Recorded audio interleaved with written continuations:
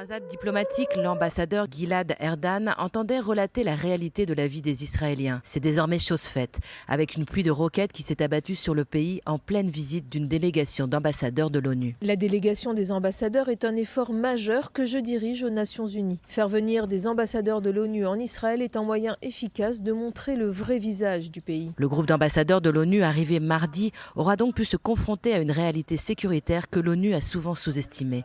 Israël accuse régulièrement les Nations Unies de partialité et de ne pas prendre en considération les inquiétudes d'Israël en matière de sécurité. Gilad Erdan a rappelé l'importance de cette visite en cette période de tension dans tout le pays. Précisément à l'époque où les terroristes du djihad islamique palestinien tirent des roquettes sur les citoyens d'Israël, il est particulièrement important que la vision des ambassadeurs des pays de l'ONU déformés se rende compte des menaces subies par les citoyens israéliens. Les ambassadeurs comprendront le caractère meurtrier de nos ennemis et les défis de sécurité auxquels nous sommes confrontés. Les ambassadeurs en visite doivent également rencontrer des hauts responsables israéliens, dont le président Isaac Herzog et le premier ministre Benjamin Netanyahou, ainsi que de hauts responsables militaires. Certains ambassadeurs visiteront même les bases des forces de défense israéliennes, ainsi que le site de défense antimissile d'hommes de fer, et examineront l'un des tunnels terroristes construits par le Hezbollah. Cette visite intervient alors que le secrétaire général de l'ONU, Antonio Guterres, avait qualifié les morts de civils à Gaza lors de l'opération Bouclier et Flèche d'inacceptables. En 2022, Israël a été condamné à l'ONU plus que tous les autres pays réunis. La résolution de l'Assemblée générale soutenant une enquête de la Cour internationale de justice vient compléter 15 mesures anti-israéliennes contre 13 pour le reste du monde. La Russie a été au centre de 6 résolutions condamnant l'invasion de l'Ukraine. La Corée du Nord, l'Afghanistan, le Myanmar, la Syrie, l'Iran et les États-Unis ont été visés par une seule résolution chacun.